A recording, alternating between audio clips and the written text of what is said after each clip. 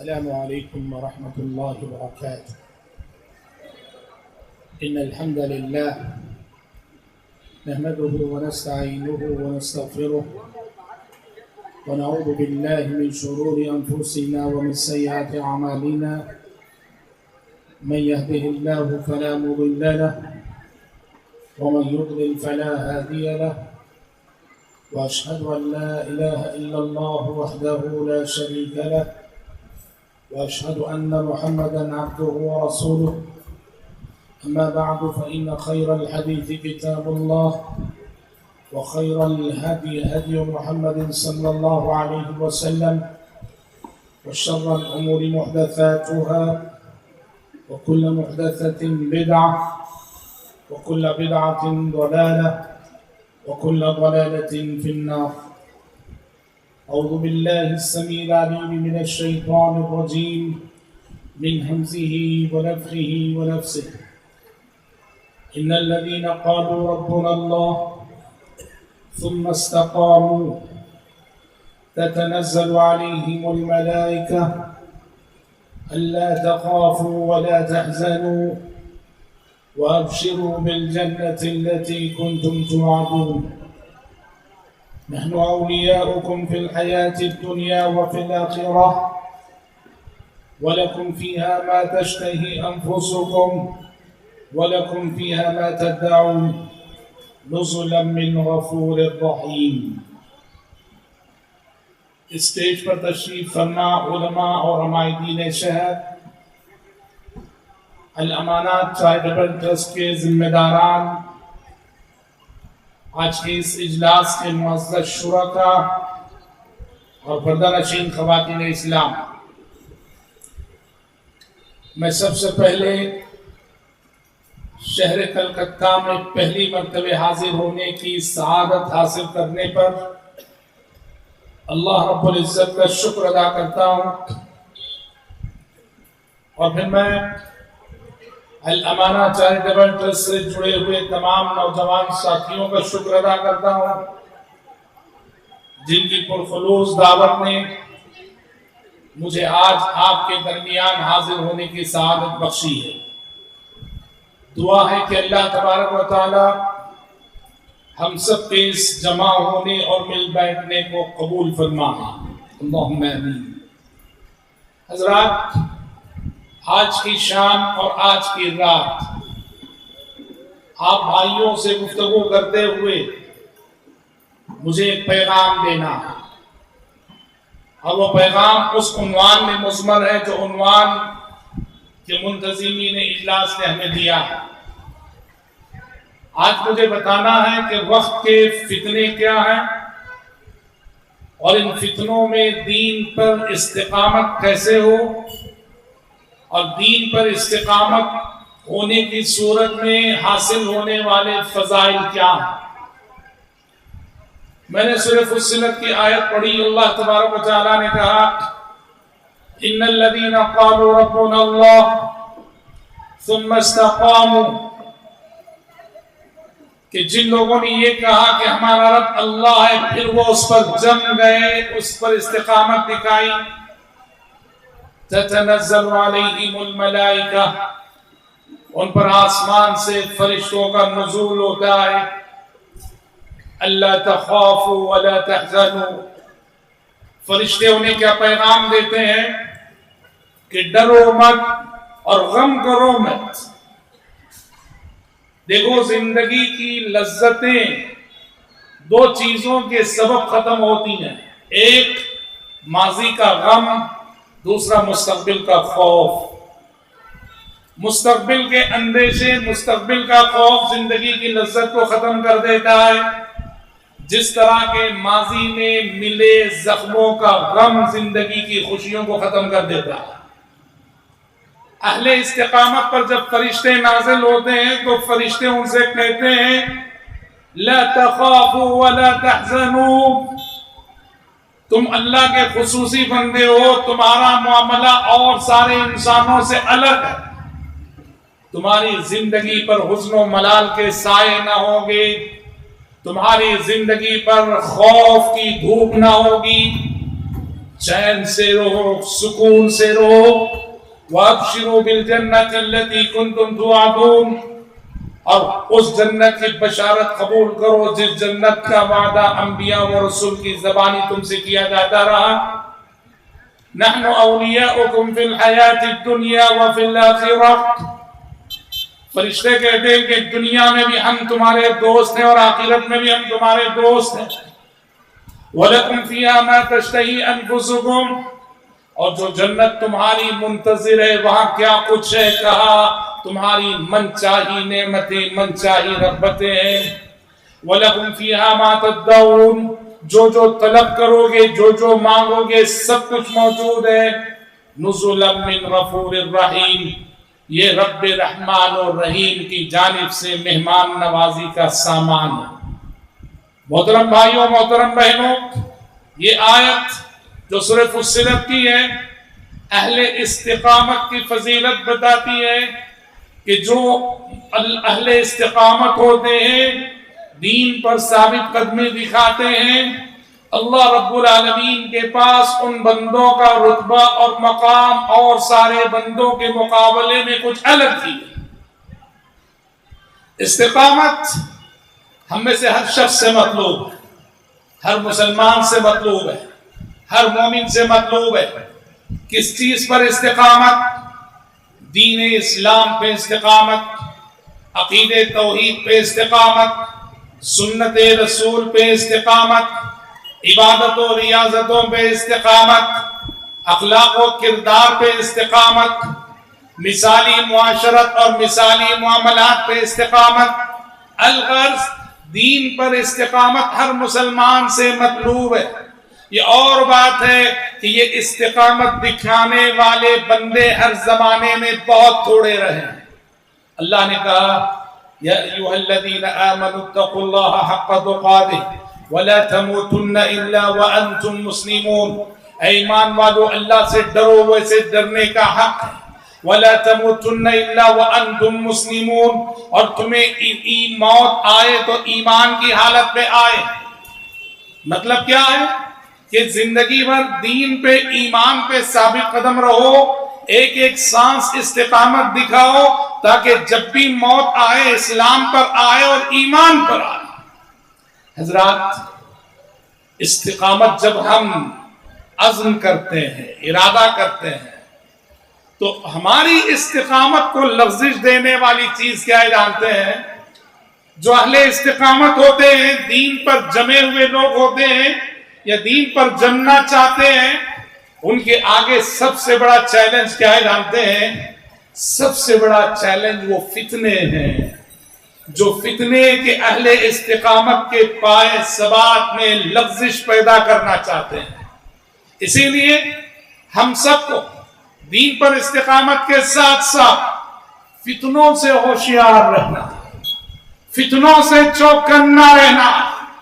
اس لیے کہ فتنہ وہ چیز ہے جو کبھی بھی ہم سے ہماری استقامت کو چھین سکتی ہے. فتنوں کے سبب کبھی بھی ہمارا قدم صراط مستقیم سے بہک سکتا ہے، بھٹک سکتا ہے. اسی لیے پیارے نبی صلی اللہ علیہ وسلم اپنے جلیل قدر صحابہ کو جو اہل استقامت میں سر فہرست آتے ہیں، بار بار نصیحت کرتے تھے کہ فتنوں سے پناہ مانگتے رہو. آپ نے کہا تعوذوا باللہ من الفتن، تعوذوا باللہ من الفتن ما ظہر منہا وما بطن. آپ نے صحابہ سے کہا اے میرے صحابہ، اے میرے ساتھیوں، دین پر جمے ہوئے ہو، دین پہ قائم ہو، دین پر عمل کر رہے ہو، ہوشیار، تمام ظاہری باطنی فتنوں سے اللہ کی پناہ مانگتے رہو. جب آپ نے یہ کہا تو صحابہ کرام جو مجلس میں تھے سب نے ایک زبان ہو کے کہا نعوذ باللہ من الفتن ما ظہر منہا وما بطن، کہ ہم تمام ظاہری اور باطنی فتنوں سے اللہ کی پناہ چاہتے ہیں. اور فتنوں سے بچنا یہ اتنا ضروری ہے کہ شریعت نے ہر نماز میں ہمیں یہ دعا سکھائی. جب ہم تشہد میں بیٹھتے ہیں تو پڑھتے ہیں وَأَعُوذُ بِكَ مِن فِتْنَةِ الْمَحْيَا وَالْمَمَاتِ، اے اللہ دنیا اور آخرت کے فتنوں سے ہمیشہ اپنے حفظ و امان میں ہمیں رکھ.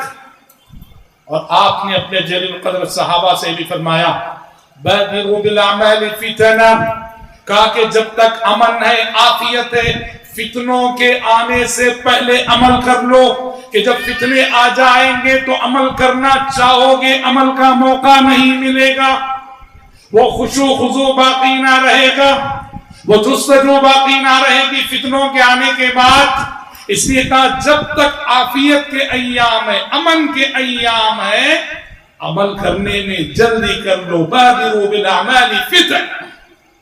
اور آپ دیکھیے نا احادیث میں آپ صلی اللہ علیہ وسلم نے یہ وقت کے آنے والے فتنوں کو سمجھانے کے لیے آپ صلی اللہ علیہ وسلم نے 3 مثالیں دی۔ فتنوں کا تسلسل جو اس امت میں آئے گا، فتنے جو پے در پے اس امت میں آئیں گے، آپ صلی اللہ علیہ وسلم نے اس کو احادیث میں 3 مثالوں کے ذریعے سے سمجھایا۔ کہا اس امت میں جب فتنے شروع ہوں گے نا، کیسے ہوں گے؟ ایک حدیث میں کہا کمواقع القطر من السماء، آسمان سے جیسے بارش کے قطرے برستے ہیں تسلسل کے ساتھ پے در پے، جب فتنے شروع ہوں گے تو بارش کے قطروں کی مانند شروع ہوں گے، اور مسلمانوں کے ایک ایک گھر میں یہ فتنے پہنچ کر رہیں گے۔ بارش کے قطروں سے آپ نے فتنوں کو تشبیہ دی۔ ایک دوسری حدیث میں آپ نے فتنوں کو حصیر کی کاڑیوں سے تشبیہ دی، کہا کہ جس طرح ایک حصیر ہوتی ہے، حصیر کی اگر ایک کاڑی نکل گئی تو سمجھو اب پیچھے پیچھے تسلسل کے ساتھ ساری کاڑیاں نکلتی جائیں گی، اب وہ حصیر حصیر نہ رہے۔ بارش کے قطروں سے تشبیہ دی گئی فتنوں کو، حصیر کی کاڑیوں سے تشبیہ دی گئی فتنوں کو، اور تیسری حدیث میں اندھیری رات کی سیاہ ٹکڑیوں سے تشبیہ دی گئی فتنوں کو، قطع اللیل المظلم کہا گیا۔ کہا کہ عمل کر لو ان فتنوں کے آنے سے قبل جو اندھیری رات کی سیاہ ٹکڑیوں کی مانند تاریک ہوں گے۔ حضرات، یہ جو پیشن گوئی کے طور پہ آپ صلی اللہ علیہ وسلم نے فرمایا تھا کہ اس امت میں فتنے بارش کے قطروں کی مانند، حصیر کی کاڑیوں کی مانند، اندھیری رات کی سیاہ ٹکڑیوں کی مانند نمودار ہوگے، اس کا آغاز جانتے ہیں کب سے ہوا؟ اس کا آغاز امیر المومنین عمر بن خطاب رضی اللہ عنہ کی شہادت سے ہوا، جب ابو لولو فیروز المجوسی نے عمر بن خطاب رضی اللہ عنہ کو عین نماز فجر میں چھرا گھوم دیا تھا۔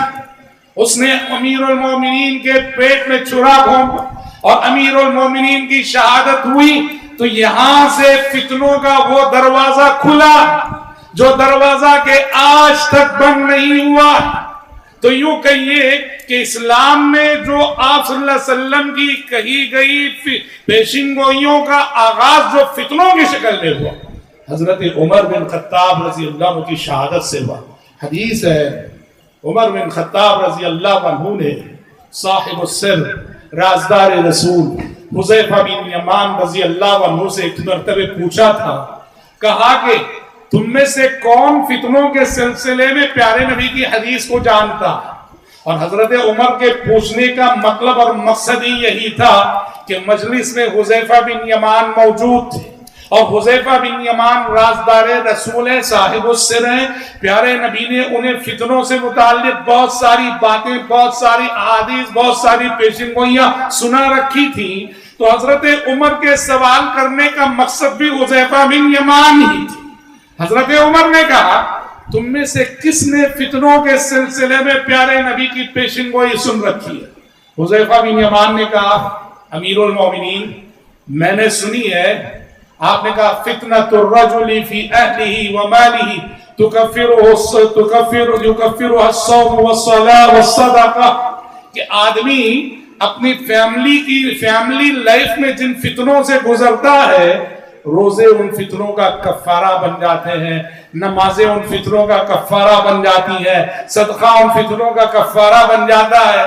تو حذیفہ عمر بن خطاب رضی اللہ عنہ نے کہا میں ان چھوٹے فتنوں کے بارے میں نہیں پوچھ رہا ہوں، میں تو اس فتنے کے بارے میں پوچھ رہا ہوں التی تموج کموج البحر، میں ان فتنوں کے بارے میں پوچھ رہا ہوں کہ جو فتنے سمندر کی موجوں کی مانند موجیں ماریں گے، موج مارتے ہوئے فتنے، سمندر کی موجوں کی مانند اضطراب رکھنے والے فتنے، اس کے سلسلے میں کوئی حدیث تم نے سنی ہے حذیفہ؟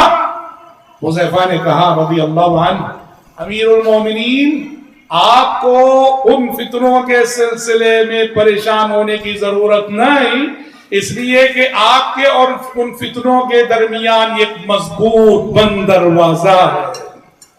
آپ کے اور ان فتنوں کے درمیان ایک مضبوط بند دروازہ ہے، اس لیے آپ کو پریشان ہونے کی ضرورت نہیں۔ حضرت عمر نے پوچھا، حذیفہ وہ جو دروازہ ہے میرے اور ان فتنوں کے درمیان، یہ کھولا جائے گا یا توڑا جائے گا؟ حذیفہ بن یمان نے کہا، امیر المومنین وہ دروازہ تو کھولا نہیں، توڑا جائے گا۔ حضرت عمر نے کہا، اچھا وہ دروازہ توڑا جائے گا تو پھر قیامت کی صبح تک وہ بند نہیں ہونے والا ہے۔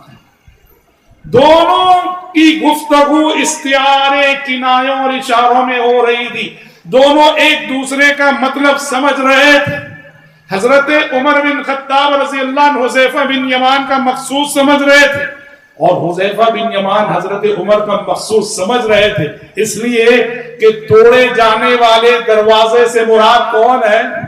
توڑے جانے والے دروازے سے مراد خود حضرت عمر کی شہادت ہے۔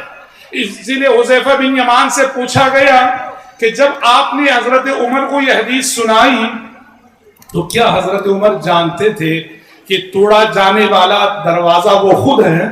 تو حذیفہ بن یمان نے کہا، ہاں، حضرت عمر کو اتنا یقین تھا کہ توڑا جانے والا دروازہ وہ خود ہے اور ان کی شہادت ہے کہ جیسے آج کے بعد کل کے آنے پر یقین تھا، حضرت عمر کو اتنا ہی یقین اس بات پہ تھا کہ توڑا جانے والا دروازہ وہ خود ہے، یعنی حضرت عمر کی شہادت۔ یہاں سے بھائیو، حضرت عمر کی شہادت سے وہ دروازہ کھل گیا جو ہمیشہ کے لیے کھل گیا، اور جہاں سے فتنے پے در پے تسلسل سے یکے بعد دیگرے اس امت میں آتے چلے گئے، اور آج بھی آ رہے۔ اور آج ہماری اور آپ کی زندگی اگر دیکھیں، ہم نے جس دور میں آنکھ کھولی ہے، فتنوں سے بھری ہوئی زندگی، فتنوں سے بھری ہوئی دنیا، فتنوں سے بھرا ہوا ماحول، فتنوں سے بھرے ہوئے حالات۔ آج فتنوں سے بھرے ہوئے حالات ایک دیندار مومن کے سامنے بڑے چیلنجز بنے ہوئے۔ آپ اگر کھلی آنکھ سے دیکھیں گے کتنے فتنے ہمارے اور آپ کے سامنے۔ محدثین نے صدیوں قبل جو حدیثیں پیشن گوئی کے طور پہ ذکر کی تھی کہ مستقبل میں ایسا ہونے والا ہے، مستقبل میں ایسا ہونے والا ہے، وہ ساری چیزیں آج ہو چکی ہیں، اور آج ہم ان فتنوں کو جی رہے ہیں۔ چند ایک مثالیں، کیا ہیں وہ فتنے جو ہم جی رہے ہیں، جو آج سے صدیوں قبل نہ تھے یا پیشن گوئی کے طور پہ ذکر کیے جاتے تھے، اور آج ہماری وہ نسل ہے کہ وہ ان فتنوں کو جی رہی ہے۔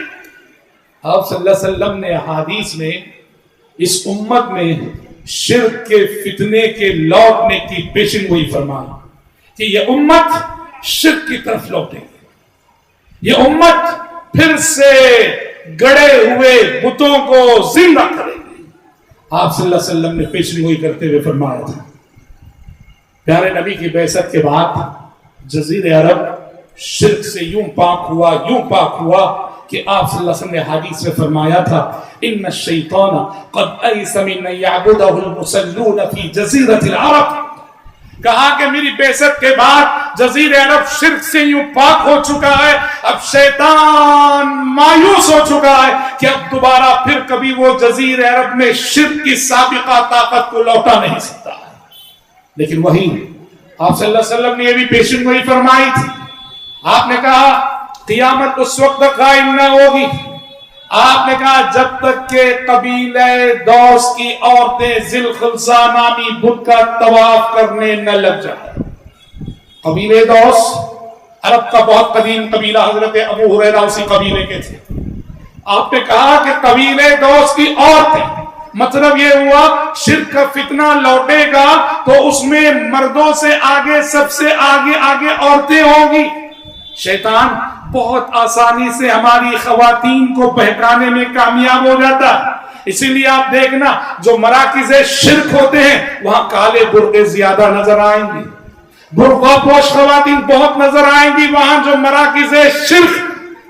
آپ نے کہا کہ قیامت اس وقت تک قائم نہ ہوگی جب تک کہ قبیلے دوس کی عورتیں ذی الخلصہ نامی بت کا طواف کرنے نہ لگ جائیں۔ زمانے جاہلیت کا قدیم بت، مطلب یہ ہے کہ گڑے ہوئے بت دوبارہ زندہ کر لیے جائیں۔ شرک کے لوٹنے کا فتنہ آپ نے پیشن گوئی فرمائی، اور بھائیوں آج اس فتنے کو ہم جی رہے ہیں۔ مسلمانوں کی صورتحال کیا ہے؟ مسلمانوں کی صورتحال وہ ہے جو رب نے فرمائی وَمَا يُؤْمِنُ أَكْثَرُهُمْ بِاللَّهِ إِلَّا وَهُمْ مُشْرِكُونَ، کہ یہ لوگ اللہ پر ایمان رکھتے بھی ہیں تو شرک کے ساتھ، یہ اللہ پہ ایمان رکھتے بھی ہیں تو شرک کی ملاوٹ کے ساتھ۔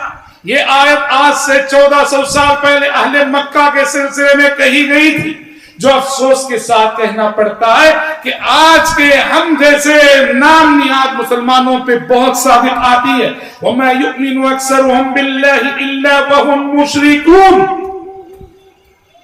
آپ نے پیشن گوئی فرمائی کہ اس امت میں انکار حدیث کا فتنہ جنم ہوئے گا، بڑے بڑے منکرین حدیث پیدا ہوں گے۔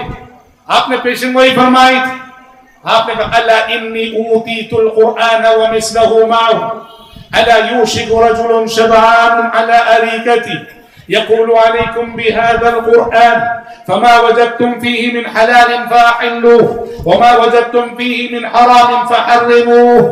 آپ صلی اللہ علیہ وسلم نے کہا لوگوں سنو، قریب ہے وہ زمانہ جب ایک پیٹ بھرا شخص، آسودہ حال شخص، خوشحال شخص، مالدار شخص اپنے تخت پر ٹیک لگائے آرام سے بیٹھا کہہ رہا ہوگا لوگوں سے کہ لوگوں اسلام نام ہے صرف قرآن کا، اسلام نام ہے صرف قرآن کا، قرآن کو مضبوط پکڑ لو، حدیث نہیں چاہیے۔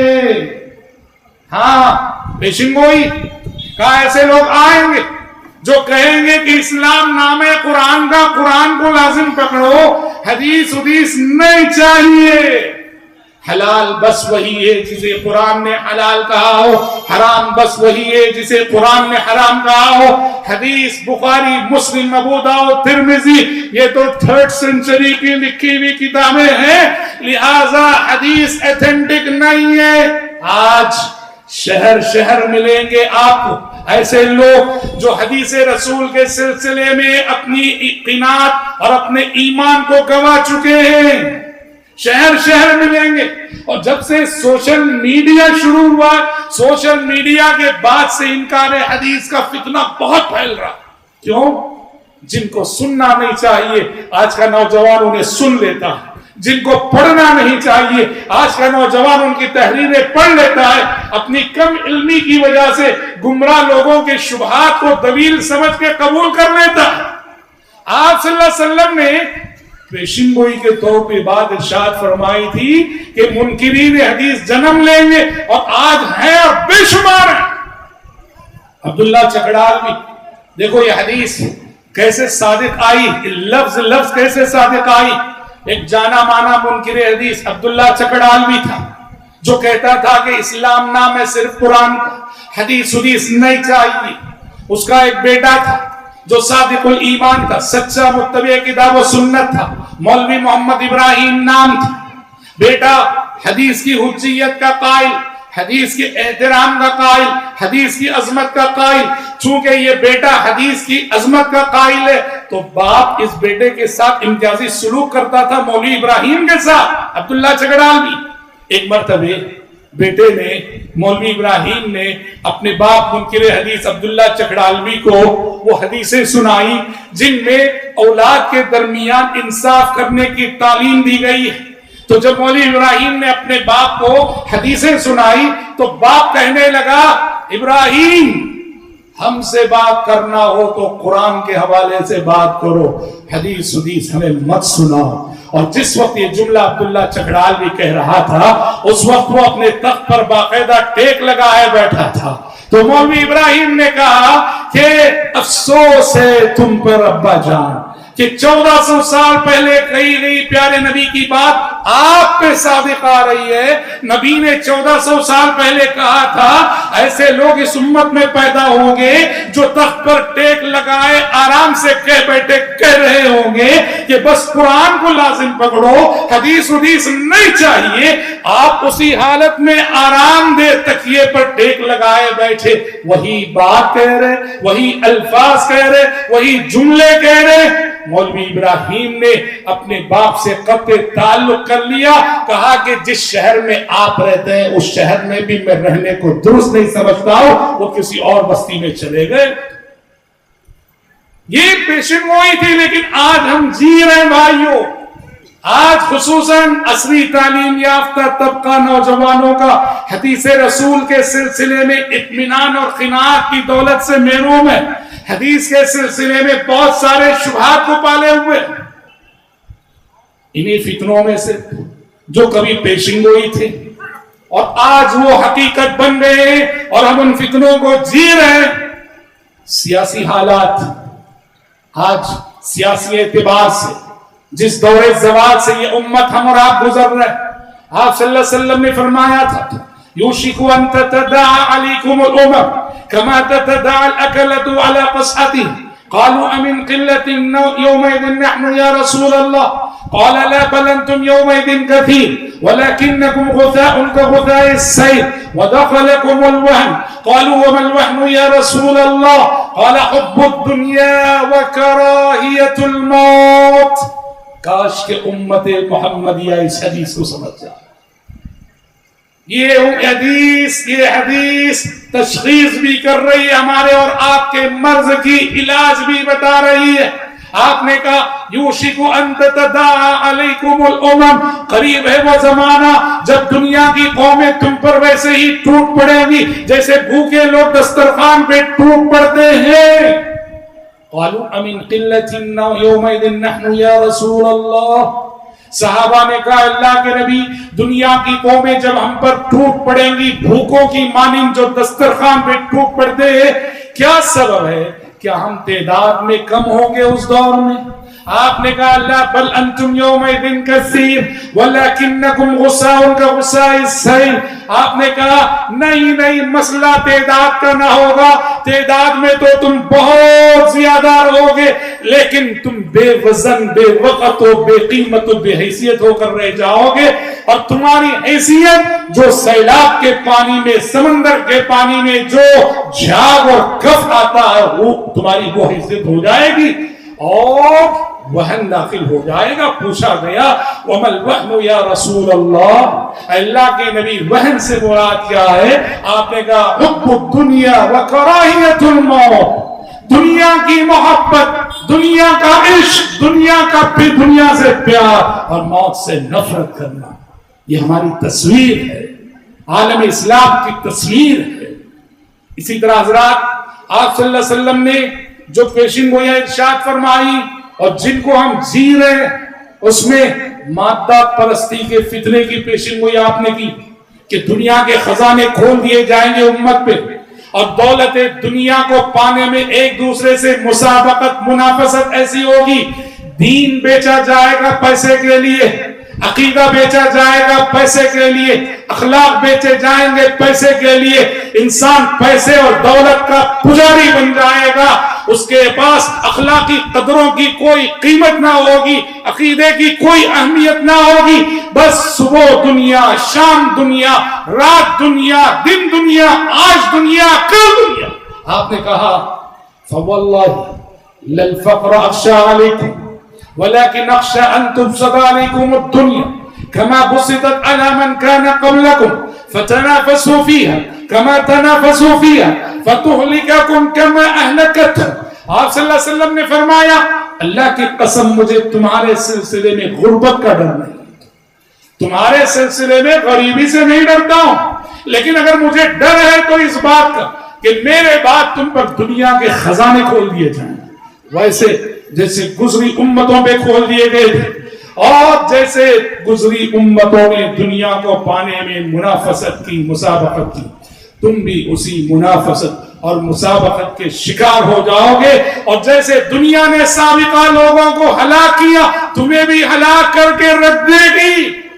آپ صلی اللہ علیہ وسلم نے، دیکھو بھائیو سنیے گا، قیامت سے پہلے جو ارتداد کا فتنہ ہوگا، صبح مومن رہنے والا شام مرتد، شام مومن رہنے والا صبح مرتد، وہاں سبب یہی بتایا، دنیا اور دنیاوی مفادات، یہی بنیادی سبب۔ آپ نے کہا بادروا بالاعمال فتن كقطع الليل المظلم يصبح الرجل مؤمنا ويمسي كافرا ويمسي مؤمنا ويصبح كافرا۔ ایمان عمل کرنے میں جلدی کرو ان فتنوں کے آنے سے قبل، جن فتنوں کے آنے کے بعد صبح جو مومن تھا شام ہوتے ہوتے کافر ہو جائے گا، اور جو شام مومن تھا صبح ہوتے ہوتے اپنی متاع ایمان کو گوا بیٹھے گا۔ آپ نے کہا سبب کیا ہے؟ يبيع دينه بعرض من الدنيا، يبيع دينه بعرض من الدنيا، یہ بس دنیا کی حقیر سی متاع کی خاطر وہ اپنے دین کا سودا کرے گا۔ بعض روایتوں میں اخلاق کا لفظ آیا ہے کہ وہ اپنے اخلاق کا سودا کرے گا دنیا کی دنیاوی مفادات کی خاطر۔ آج یہ عشق و محبت کے چکر میں عقیدہ گوانے والے، عشق و محبت کے چکر میں ایمان لٹانے والے، یہ سب حدیثیں ان پہ پوری طرح صادق آتی ہیں کہ یبیع دینہ، کہ جو اپنے اخلاق کا سودا کریں گے دنیاوی مفادات کی خاطر اور دنیاوی غرض کی خاطر۔ یہ سب فتنے وہ جو ہم جی رہے ہیں، واللہ جی۔ آپ صلی اللہ علیہ وسلم نے کہا فتنہ بے حجابی کی آپ نے پیشن گوئی کی تھی، خواتین کے فتنے کی پیشن گوئی کی تھی کہ عورت بے حجاب ہو جائے گی، عورت برہنہ ہو کر سڑکوں پہ آ جائے گی، حالات اتنے بگڑ جائیں گے۔ آپ صلی اللہ علیہ وسلم نے کہا کہ قیامت سے پہلے چلتی سڑکوں پر زنا ہوگا، چلتی سڑکوں پر زنا ہوگا، اور کہا اس دور میں سب سے اچھا انسان وہ ہوگا، اس دور کا سب سے اچھا انسان جو اس زنا کرنے والے جوڑے سے کہے گا ذرا بازو سائڈ میں چلے جاؤ، روکے گا نہیں، منع کرے گا نہیں، کہے گا ذرا بازو ہو جاؤ، یہ سب سے اچھا انسان ہوگا۔ واللہ المستعان۔ بے غیرتی، بے شرمی اور بے حیائی کے یہ مظاہر آج ہم گلی گلی دیکھ رہے۔ آپ صلی اللہ علیہ وسلم نے پیشین گوئی کے طور پہ فرمایا تھا، صحیح مسلم کی حدیث ہے، صنفان من اہل النار من امتی لم اراہما، میری امت کی جہنمیوں کی دو قسمیں ایسی ہیں جنہیں ابھی میں نے دیکھا نہیں، یعنی میری امت کے مستقبل میں یہ دو قسمیں پیدا ہونے والی ہیں۔ کہا کون ہے یہ دو قسمیں؟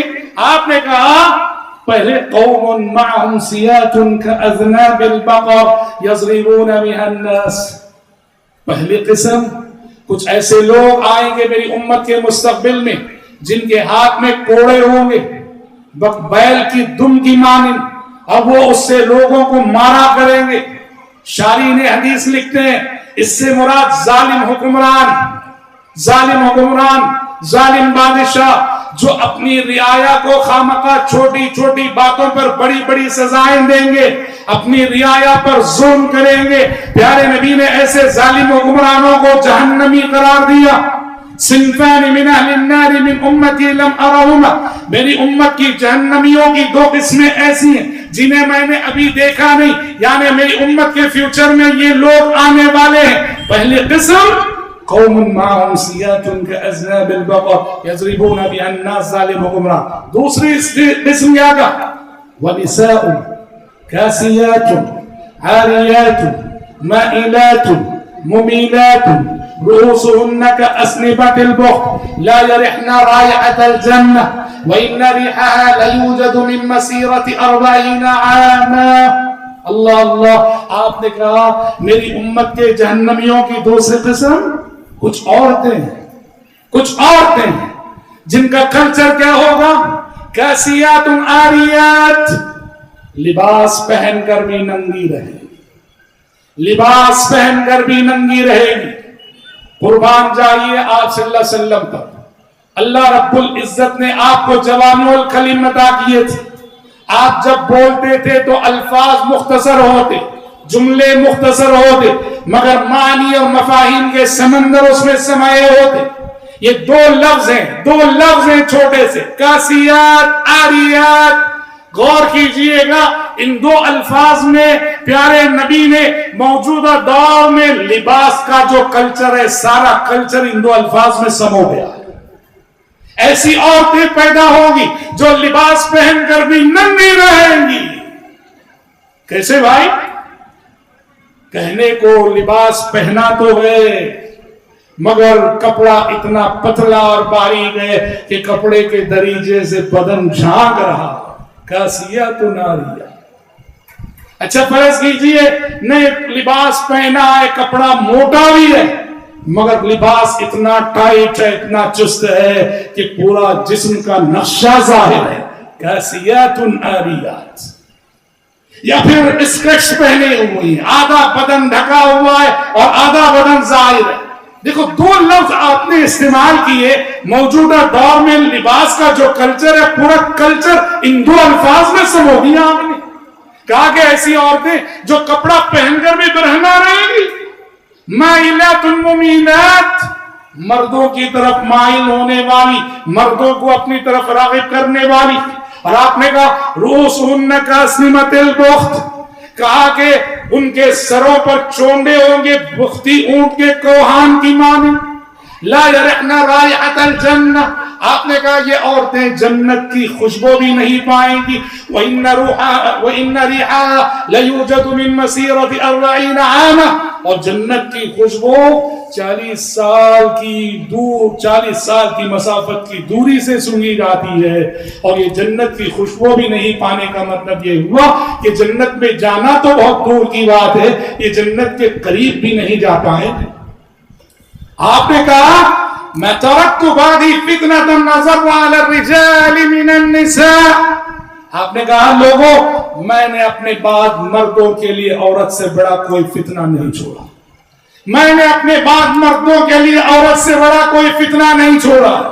آج دیکھو یہ فتنہ کیسے سر چڑھ کر بول رہا۔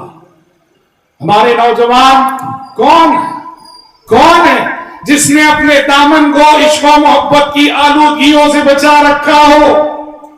موجودہ صورتحال تو یہ ہے کہ ہم ہوئے تم ہوئے کہ میر ہوئے، ہم ہوئے تم ہوئے کہ میر ہوئے، اس کی زلفوں کے سب اسیر ہوئے۔ اخلاق کی حفاظت، کردار کی حفاظت، جوانی کی حفاظت، اچھے دیندار نوجوان بھی یہاں بڑے کمزور واقع ہوئے ہیں۔ توڑ سکتی نہیں تقوی کو میرے کوئی صدا، توڑ سکتی نہیں تقوی کو میرے کوئی صدا، شرط یہ ہے کہ وہ پازیب کی جھنکار نہ ہو۔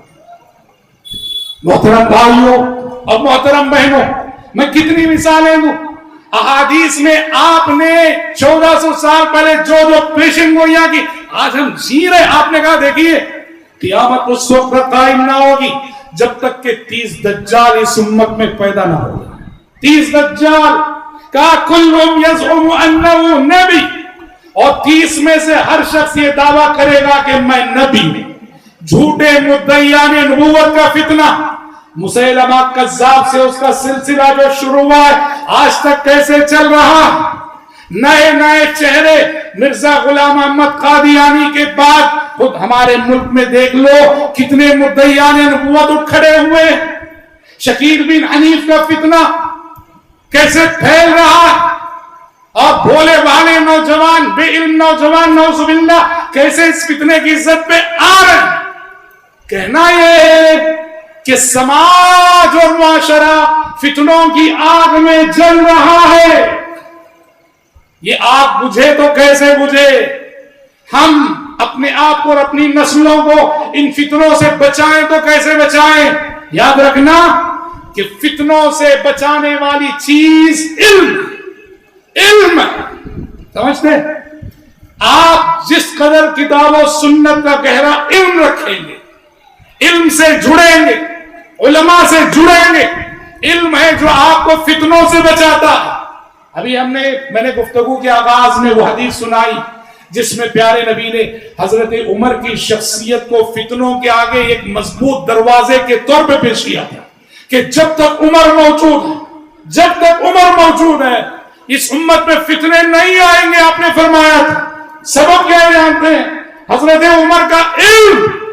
آپ وہ حدیث سنی، آپ صلی اللہ علیہ وسلم نے خواب دیکھا کہ آپ دودھ پی رہے ہیں اور آپ نے دودھ پینے کے بعد وہ دودھ کا پیالہ، دودھ کا برتن عمر بن خطاب کو عطا کیا. عمر بن خطاب دودھ پینے لگے یہاں تک کہ وہ خوب سیراب ہو گئے اور سیراب بھی ان کے ناخنوں سے بہنے لگی. صحابہ نے پیارے نبی سے تعبیر پوچھی، اللہ کے نبی اس خواب کا مطلب کیا؟ کہ دودھ آپ نے پیا پہلے اور آپ نے پینے کے بعد یہ پیالہ عمر بن خطاب کو عطا کیا اور عمر بن خطاب اتنا سیر ہوا کہ سیرابی ناخنوں سے بہنے لگی. آپ صلی اللہ علیہ وسلم نے کہا اس خواب کی تعبیر علم سے. عمر بن خطاب رضی اللہ عنہ کے خصوصی علم کی آپ صلی اللہ علیہ وسلم، سارے صحابہ کو اللہ نے وہ علم عطا کیا پر عمر بن خطاب کا علم کچھ الگ ہی تھی. یہی ہے وجہ کہ آپ نے بخاری کی حدیث میں فرمایا كان في من كان قبلكم ناس محدثون کہ پچھلی امتوں میں کچھ الہامی شخصیتیں ہوا کرتی تھی. اس امت میں اگر کوئی الہامی شخصیت ہے تو وہ عمر بن خطاب ہے. اور یہی وجہ ہے کئی مرتبہ ان کے مشوروں کے مطابق آسمان سے وحی نازل ہوتی تھی. اللہ نے ان کو استقامت فہم، اصابت رائے سے نوازا تھا. دور اندیشی ایسی، فراست ایسی. ان کے فرزند ابن عمر کہتے ہیں میں نے اپنے والد کو جب بھی زندگی میں انی اظن کہتے ہوئے سنا کہ میں سمجھتا ہوں، میرا گمان ہے کہ میٹر ایسا ہوگا. ابن عمر کہتے ہیں کہ پوری زندگی میں کبھی میرے والد کا گمان غلط ہوا ہو مجھے یاد نہیں پڑتا. جب بھی انہوں نے کہا انی اظن، میرا گمان یہ، ہمیشہ معاملہ ویسی ہوتا تھا جیسے میرے ابو کہتے تھے. تو عمر بن خطاب کی جو حیثیت تھی کہ آپ نے کہا جس گلی سے عمر گزر جائے اس گلی سے شیطان نہیں گزرتا. عمر بن خطاب کا علم. دوسرے بھائیوں، اپنے آپ کو اور اپنی آنے والی نسلوں کو فتنے کی اس آگ میں جھلسنے سے بچانا چاہتے ہو، علم. فاعلم انه لا اله الا الله قل هل يستوي الذين يعلمون والذين لا يعلمون. علم حاصل کرو. سر فہرست کتاب و سنت کا علم. ہاں اس کے بعد دنیاوی علوم بھی حاصل کرو، اس سے کوئی روکتا نہیں. علم بہت بڑی چیز. اور ایک بات میں آپ کو بتاؤں، فتنے جتنے بڑے ہیں، چیلنجز جتنے بڑے ہیں، اگر کوئی شخص فتنوں کے اس ماحول میں، فتنوں کے ان ایام میں اپنے دین اور ایمان کو بچا لے جانے میں کامیاب ہو جائے، فتنوں کے ماحول میں وہ اپنی جوانی کو بے داغ رکھ رہا ہے، فتنوں کے ماحول میں وہ اپنے عقیدے توحید کی حفاظت کر رہا ہے، فتنوں کے ماحول میں وہ اپنے اخلاق و کردار کی حفاظت کر رہا ہے، فتنے اس کو متاثر نہیں کر پا رہے ہیں، فتنے ٹکرا کے پاش ہو رہے ہیں اور یہ استقامت دکھا رہے ہیں. آپ جانتے ہیں کہ کتنی بڑی فضیلت ہے فتنوں کے دور میں جو دین پہ استقامت دکھا دیں، جم جائیں، کتنی بڑی فضیلت ہے. 2 حدیثیں سناتا ہوں. کیا عظیم حدیث ہے دونوں، اللہ اکبر، بہت حوصلہ دینے والی حدیث ہے. سمجھ رہے؟ دیکھو ماحول کو دیکھ کر ایک دیندار مسلمان مایوس ہو جاتا ہے، بہت مایوس ہو جاتا ہے. سمجھ رہے؟ پیارے نبی نے احادیث میں بڑا حوصلہ دیا اہل ایمان کو، اہل استقامت کو، اہل توحید کو، اہل اخلاق کو، اہل کردار کو آپ نے بڑا حوصلہ دیا. چنانچہ فتنوں کے زمانے میں جو دین پہ ثابت قدمی دکھا دیں، فتنوں کا مقابلہ کر کے بھی اپنی متاع ایمان و یقین کو نہ گوائیں، کتنی بڑی بشارت ہے. جانتے ہیں ابو ثعلبہ الخشنی رضی اللہ عنہ کی حدیث ہے کہ آپ صلی اللہ علیہ وسلم نے قیامت سے پہلے کے حالات کا ذکر کرتے ہوئے فرمایا حَتَّى إِذَا رَأَيْتَ شُحًّا مُطَاعًا وَهَوًا مُتَّبَعًا وَدُنْيًا مُؤْثَرَةً وَإِعْجَابَ كُلِّ ذِي رَأْيٍ بِرَأْيِهِ فَعَلَيْكَ بِنَفْسِكَ وَدَعِ الْعَوَامِ. کہا کہ ابو ثعلبہ حالات جب اتنے بگڑ جائیں، دیکھیے ہمارے سماج کی تصویر جیسے، کہا جب ہر طرف ہوس پرستی عام ہو، خواہشات نفس کی پرستش ہو رہی ہو، آخرت پر دنیا کو ترجیح دی جا رہی ہو، ہر شخص کو بس اپنا اپنا نظریہ، اپنی اپنی فکر پسند ہو، حالات جب ایسے ہو جائیں تو ابو ثعلبہ بس اپنی نجات کی فکر کرو، چھوڑو لوگوں کو۔ اس کے بعد کیا کہا جاتے ہیں؟ فَإِنَّ مِن وَرَائِكُمْ أَيَّامَ الصَّبْرِ الْعَامِلُ فِيهِ عَلَى دِينِهِ كَالْقَابِضِ عَلَى الْجَمْرِ۔ آپ نے کہا تمہارے بعد صبر کا امتحان لینے والے، آزمائش کے ایسے ایام آنے والے ہیں کہ ان ایام میں دین پر عمل کرنا اور دین پہ قائم رہنا آگ کے شعلے کو اپنے ہاتھ میں تھامنے کی مانند ہوگا۔ آگ کا شعلہ، آگ کا انگارہ، کون اس کو تھام سکتا ہے؟ نبی نے کہا قیامت سے پہلے حالات اتنے بگڑ جائیں گے کہ دین پر عمل کرنا اتنا ہی چیلنج بن جائے گا جس طرح آگ کے شعلے کو اپنے ہاتھ میں رکھنا۔ واللہ آج بتاؤ، جو نوجوان اپنی نظروں اور نگاہوں کی حفاظت کرنا چاہتا ہو، کیا اس کے سامنے یہ چیلنج نہیں ہے؟ آج بتاؤ، جو کاروباری، جو تاجر، جو بزنس مین، جو امیر اپنے آپ کو سود اور ربا کی لعنت سے بچانا چاہتا ہو، اس کے آگے کے یہ چیلنج نہیں ہے؟ العامل فیہ علی دینہ کالقابض علی الجمر، کہ دین پر عمل کرنا اتنا ہی مشکل ہو جائے گا جتنا مشکل کے آگ کے انگارے کو ہاتھ میں تھامنا اور ہاتھ میں رکھنا۔ لیکن کیا کہا جاتا ہے آپ سے سننی؟ للعامل فی اجر 50 رجلا، للعامل فی اجر 50 رجلا۔ آپ صلی اللہ علیہ وسلم نے کہا جو شخص ایسے حالات میں عمل کر لے، اپنی متاع ایمان و یقین کو بچا لے جائے، ایسا ایک شخص بھی 50 افراد کا اجر و ثواب پائے گا۔